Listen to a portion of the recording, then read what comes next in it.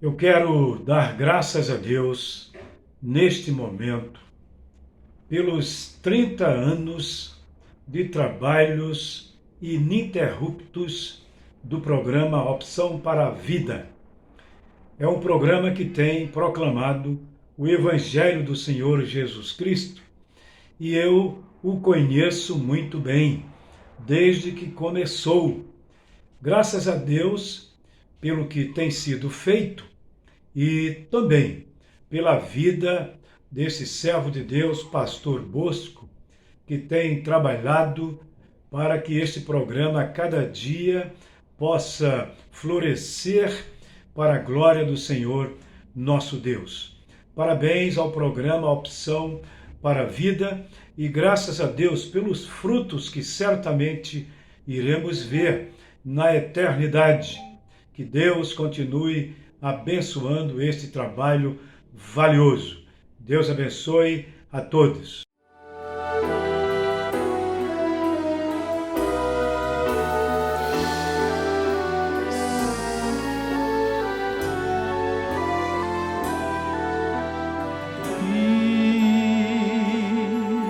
Está difícil,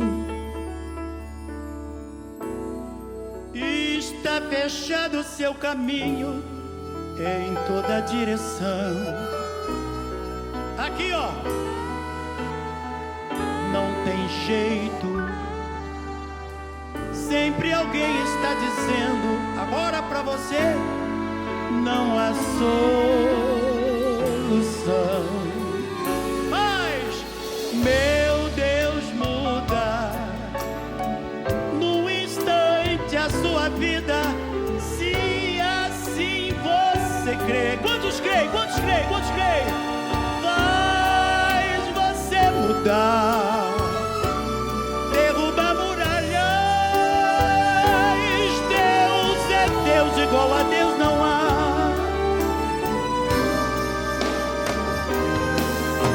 Muda a sua, muda a minha, muda a nossa.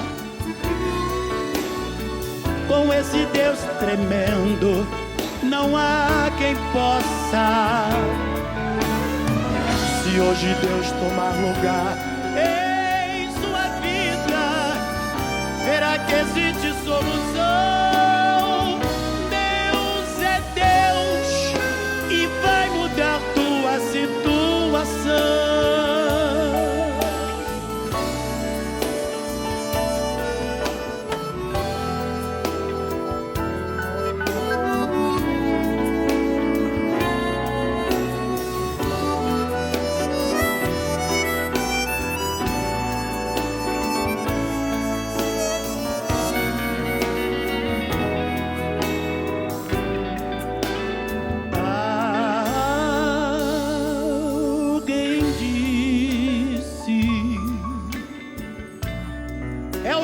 Sua vida, você perdido está. Não, não, não aceites. Diga agora estou liberto. Deus vai me ajudar. Esse medo, esse medo, esse medo, esse medo, esse medo, esse medo que aos poucos vai tomando o teu coração. Mande-o sair. Sabe por quê? Deus hoje ainda vai mudar a tua situação.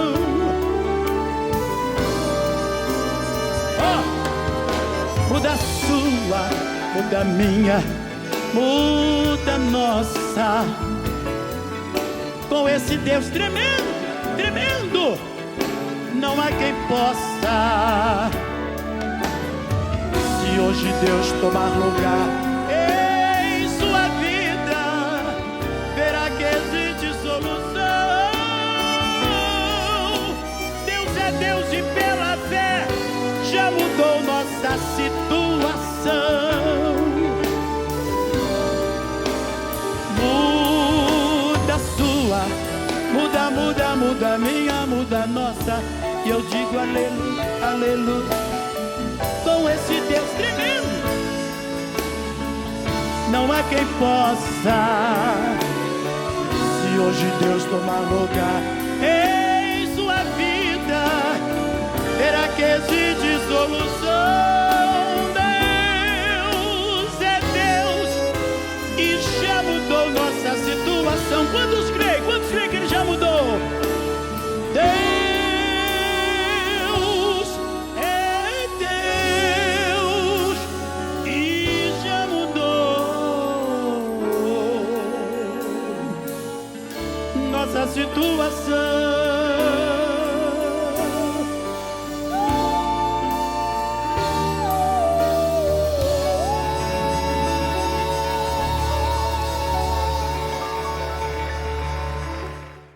Olá, telespectador do Opção para a Vida. Espero que você tenha se deleitado com esta belíssima música interpretada pelo cantor Vitorino Silva. O programa Opção para a Vida, nessa manhã de quinta-feira, hoje 20 de maio, estará trazendo dentro de instantes a nossa guia turística Aline, falando sobre o tema Descobertas e Achados Arqueológicos.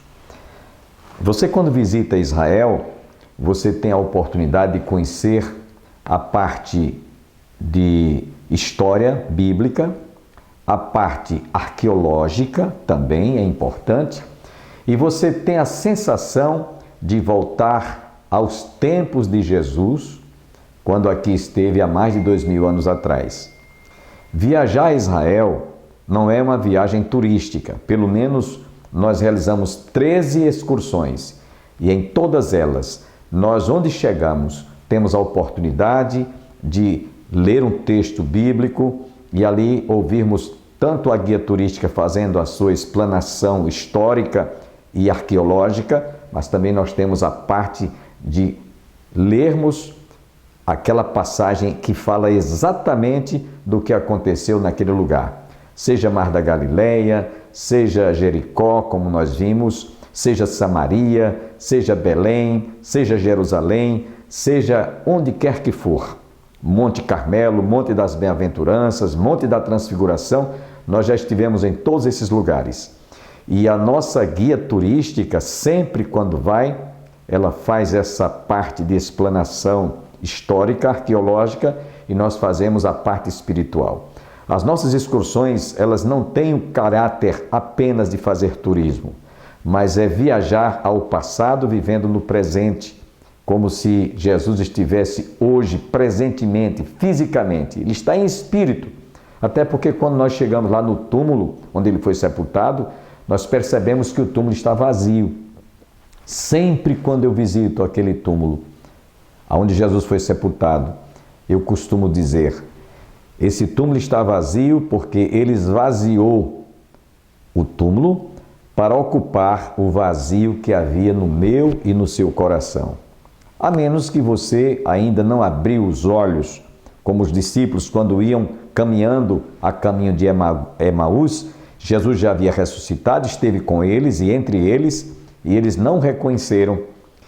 E é depois que ele, quando chega lá em Emaús, que era uma aldeia bem próxima, já passamos lá também, e os discípulos, aqueles 2 discípulos disseram: Senhor, não te vá, o dia já declina, faça aqui, passe a noite conosco, um pernoite, amanhã você continua. Jesus então entrou na casa e quando foi fazer a refeição, tendo levantado as suas mãos para abençoar o pão, como nós fazemos antes de qualquer refeição, a gente ora, agradece a Deus pelo pão nosso de cada dia. É assim que fazemos em nosso lar e eu creio que muitos lares cristãos. Então, quando Jesus levantou as suas mãos para abençoar o pão que iam se alimentar, ele desapareceu, simplesmente desapareceu depois da oração. E aí os discípulos, aqueles 2 discípulos disseram, eles perceberam pelo sinal das mãos que estavam ainda os sinais dos cravos. perceberam que aquele personagem que caminhara com eles, discutindo, enquanto eles caminhavam, discutiam, olha, já é o terceiro dia, ele prometeu que ia ressuscitar, não ressuscitou. Jesus apareceu entre eles, depois de ressuscitado, e comentou com eles: o que vocês estão discorrendo? E eles disseram: só tu estás desinformado do que está acontecendo, do que aconteceu. E aí eles começaram a dizer de Jesus, que prometeu que ia ressuscitar e não ressuscitou até o presente, estaria conosco, voltaria para estar conosco.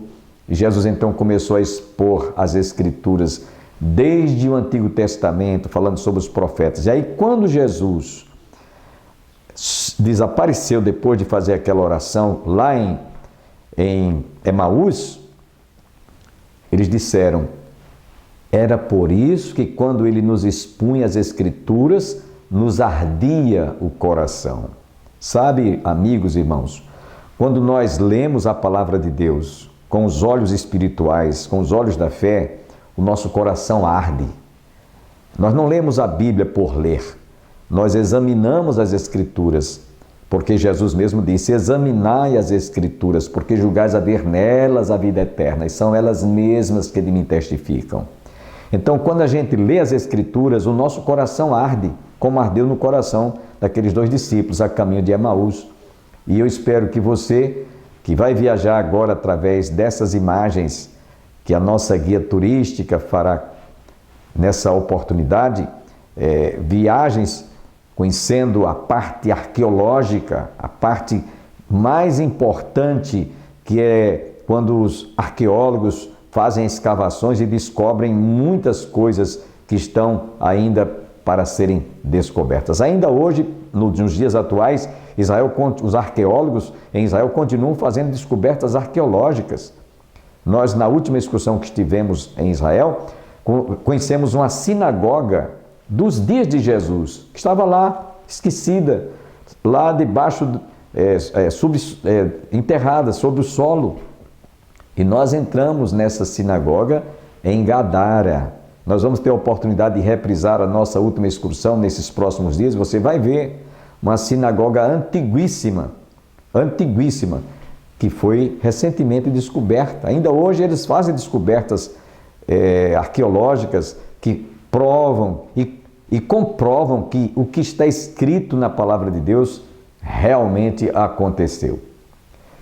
Sem perda de tempo, quero deixá-los agora com a Aline trazendo essas imagens das descobertas arqueológicas. Shalom e bem-vindos de volta ao Israel com a Aline. Nós estamos em Jerusalém, no Museu de Israel, e o assunto de hoje são os pergaminhos do Mar Morto e a famosa passagem do coração do faraó, onde está escrito que o coração do faraó se endureceu. E se eu contar para vocês que não é exatamente isso que está escrito na Bíblia? E também vamos conhecer a relação dos textos bíblicos com essa maquete aqui de Jerusalém. Então, se vocês estão preparados, vamos começar. Então, vamos começar pelos pergaminhos do Mar Morto. E para isso, vamos voltar ao ano de 1947, quando um jovem beduíno estava pastoreando suas ovelhas no deserto. E uma ovelha vai se desgarrar do grupo e ele vai atrás dela. E quando ele encontra a ovelha, ele encontra também uma caverna. E dentro dessa caverna, um jarro. E dentro desse jarro, quando ele abre, ele encontra 7 pergaminhos. E esses foram os primeiros pergaminhos do Mar Morto encontrados. Depois disso, os arqueólogos foram lá e seguiram escavando. E nas cavernas próximas se encontraram um total de mais de 900 pergaminhos, no meio do nada, no meio do deserto, num lugar inóspito, na frente do Mar Morto. E entre os pergaminhos encontrados, se encontrou a Bíblia mais antiga do mundo já encontrada. Essa Bíblia foi escrita por um grupo judaico chamado os Essênios, e ela é tão antiga que nessa época, há mais de 2000 anos atrás, o Novo Testamento não tinha nem sido escrito ainda. E ela está guardada aqui no Museu de Israel, então vamos conhecer o lugar. Essa cúpula se chama o Santuário do Livro e dentro dela estão guardados os pergaminhos do Mar Morto. E o formato da cúpula, que ele é um pouco diferente, como vocês podem ver, ele é uma réplica da tampa que fechava o jarro. Então, se esse jarro guardou os pergaminhos pelos últimos 2000 anos, a partir de agora são guardados dentro dessa estrutura. Os pergaminhos nos ajudam a entender como era a vida na Judéia na época do Templo de Jerusalém. Os pergaminhos mais importantes dessa coleção são os 225 textos bíblicos e foram encontrados cópias de todos os livros bíblicos, com exceção do livro de Esther. E a gente não tem bem certeza por que esse livro está faltando.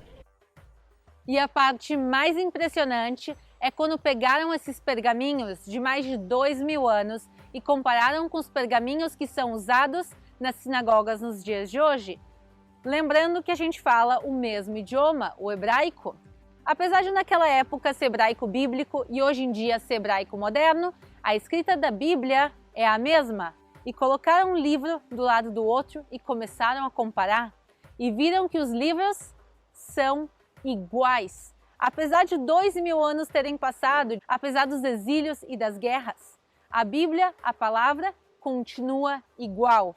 E por isso foi um achado que mudou e revolucionou a arqueologia no mundo e por isso é considerado um dos achados arqueológicos mais importantes da história até os dias de hoje. Alguns livros foram achados muito bem preservados, como por exemplo esse livro de Isaías que a gente está vendo. Mas outros em um estado não tão bom de conservação, por exemplo o livro de Êxodos, que é o livro que a gente vai falar hoje, já que agora a gente vai falar do versículo que fala do coração do faraó e das passagens que se passam no Egito Antigo. Chegamos agora no departamento de arqueologia do museu e a gente vai conhecer agora a ala dedicada ao Egito e vamos conhecer também um pouquinho de múmias. Vamos lá! No livro de Êxodo tem vários versículos que falam do coração do faraó. E em alguns deles realmente está escrito que o coração dele se endureceu, e Hazek libo.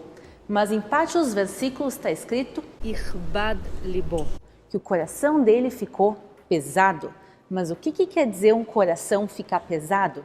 Isso é uma expressão que não é usada em nenhum outro lugar da Bíblia. Então, o que quer dizer um coração pesado? E agora as múmias aqui do museu vão nos ajudar a entender o que quer dizer um coração pesado.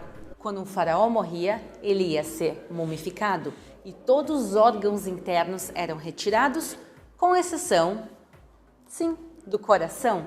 Então ele era mumificado junto com o coração dele. E na mitologia egípcia, a alma então entrava no Duat, que é um submundo, onde o coração ia ser colocado numa balança para ser pesado. Isso era um teste. De um lado da balança era colocado o coração e do outro lado da balança era colocado uma imagem de uma deusa. Se o coração fosse mais leve, a pessoa ia para o equivalente ao paraíso. Mas se o coração da pessoa fosse mais pesado, isso quer dizer que a alma dela ia ser devorada por um monstro. Então, o que a Bíblia está nos falando? Quando o livro de Êxodos fala que o coração dele vai ficar pesado, não é simplesmente uma expressão, uma maneira de dizer, e sim a Bíblia está falando na linguagem que os egípcios daquela época também entendiam, que o faraó estava sendo condenado, que a alma dele não iria para o paraíso. Então, a gente entende que o coração do faraó sim ficou duro e obstinado, mas a gente entende também que ele ficou pesado. E isso nos lembra quão importante é ler os livros bíblicos no seu idioma original e entender tanto os nuances da linguagem como a época, a história e a cultura em que eles foram escritos. Então, da próxima vez que vocês lerem essa passagem, lembrem que isso quer dizer que o coração do faraó ficou duro, mas também pesado. Esse modelo de Jerusalém não foi feito para o Museu de Israel e para nenhum museu, para ser bem sincera, e sim ele foi feito e colocado num lobby de um hotel, o hotel chamado Holy Land. O dono do hotel, chamado Hans Kroch, encomendou a maquete para o arqueólogo e professor da Universidade Hebraica de Jerusalém, chamado Michael Avi Yonah. e disse que queria um modelo exato da cidade de Jerusalém no ano de 66, logo antes da grande revolta judaica contra os romanos. Agora eles vão ter um grande desafio na construção da maquete, porque à época, no início dos anos 60, Jerusalém estava dividida. Metade estava nas mãos de Israel e metade nas mãos da Jordânia. E a cidade velha de Jerusalém estava nas mãos da Jordânia, então ela era inacessível. Como se vai fazer uma maquete se não se tem acesso ao lugar? Também Jerusalém praticamente não tinha escavações arqueológicas nessa época.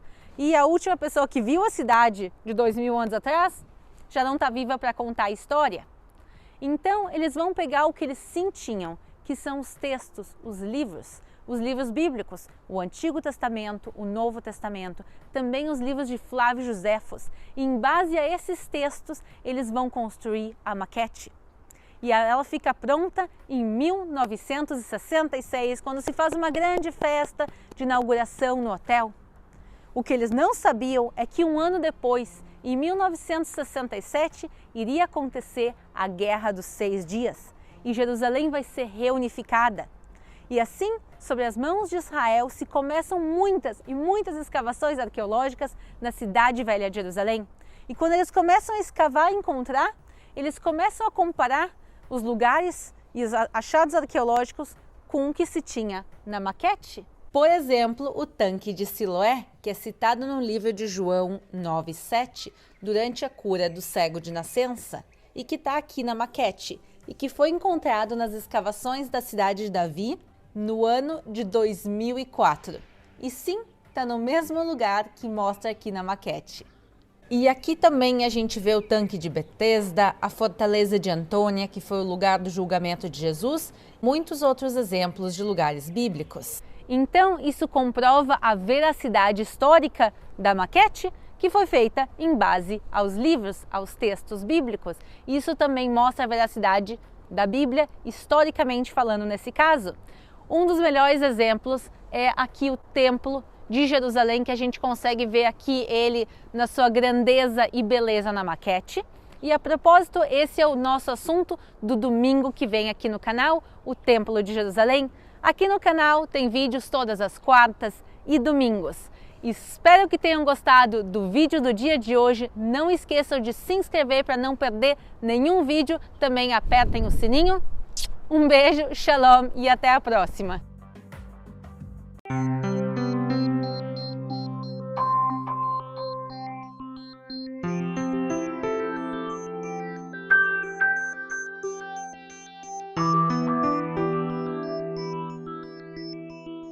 A morte é o sinal de igualdade na equação da vida.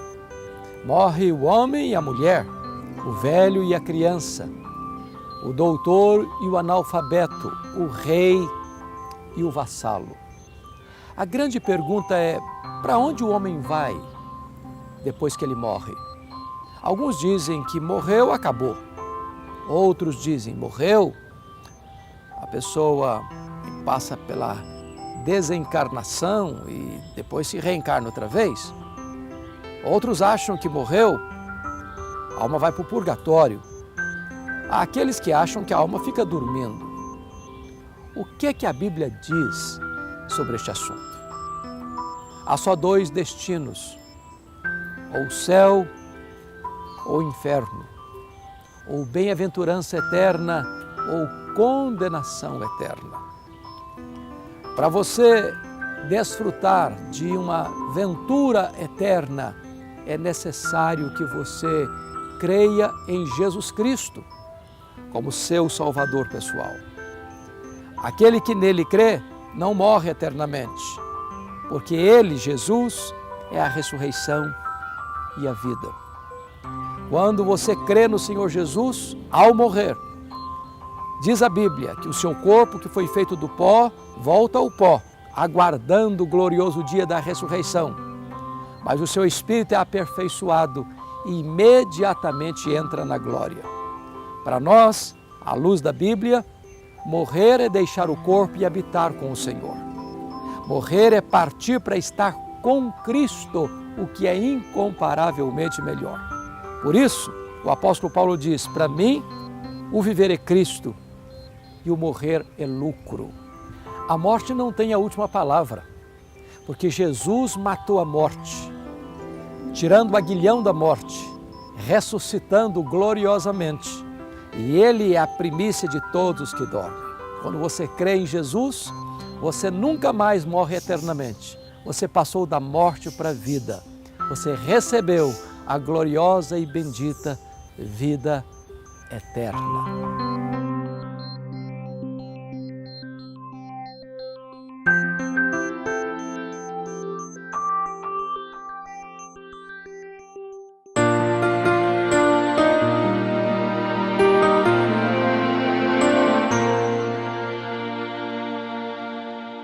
Eu não tenho dúvidas que você foi profundamente abençoado com o reverendo Hernandes Dias Lopes.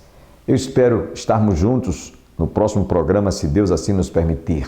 Tenham todos um bom dia, que todos fiquem com Deus e até amanhã, se Ele assim nos permitir.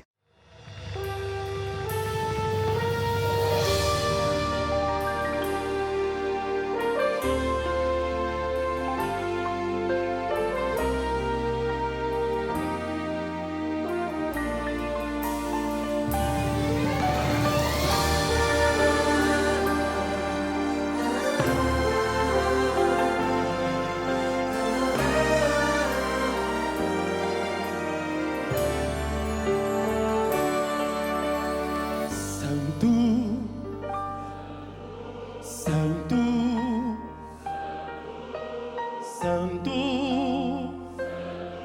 é o Senhor, Santo, Santo, Santo é o Senhor. Pois tu fizeste o céu e a terra, as estrelas fizeste o mar, também fizeste o homem a sua criação. Eu sou feliz por ser teu servo, o louvador da sua seara, e dizer ao mundo vil que santo és. 1, 2, 3. Santo, Santo,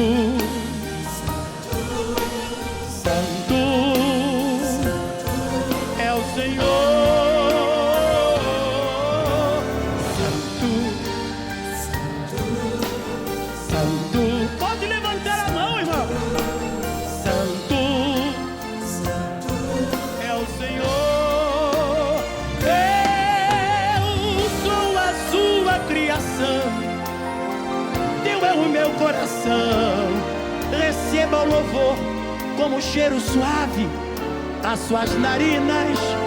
Quero servir a ti enquanto viver, quero te adorar até quando morrer.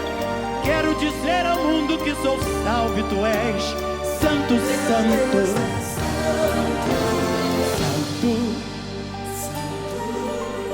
santo. Santo é o Senhor.